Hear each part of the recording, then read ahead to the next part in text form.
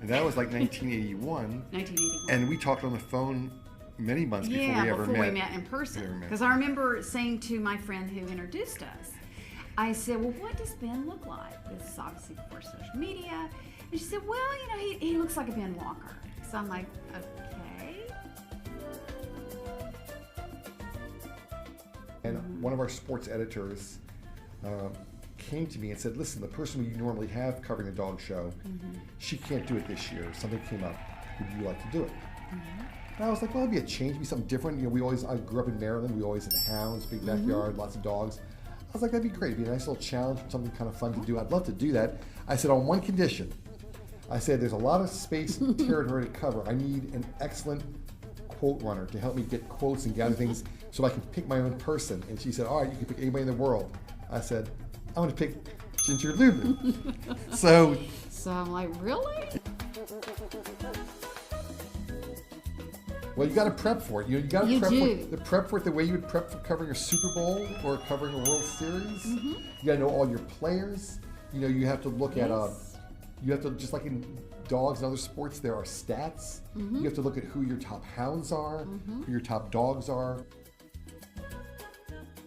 It is the mom and pops, like there are the breeder, owner, handler, and then there are the very fancy, you know, literally, how much can you spend to show this dog? How much, Ginge? You can spend, you know, just bare bone minimum, or literally upward toward like $500,000. They have private jets. They have the top trainers that are very expensive. They spare no expense to show the dog. When all's said and done, what does it come down to, Ginge? Best dog on the day. You know, it's whoever is the top dog that really pulls it all together in that moment, in the sense of like, because some dogs, you just go, they had shown so well in their group the previous night. But when it comes to best in show, and it's the finale, somehow maybe they're tired, they're fatigued, or a dog that they've waited, like I said, 24 hours before or a dog that showed even earlier in the day, all of a sudden you thought did pretty good, all of a sudden it stacks. That's what they call it when a dog, when they pose. They pose really but beautifully. It stacks It looks perfectly. like a statue.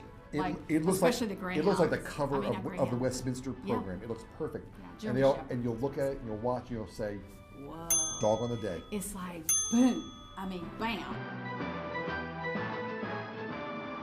You don't have the alligator show, right? Or you don't have the duck show.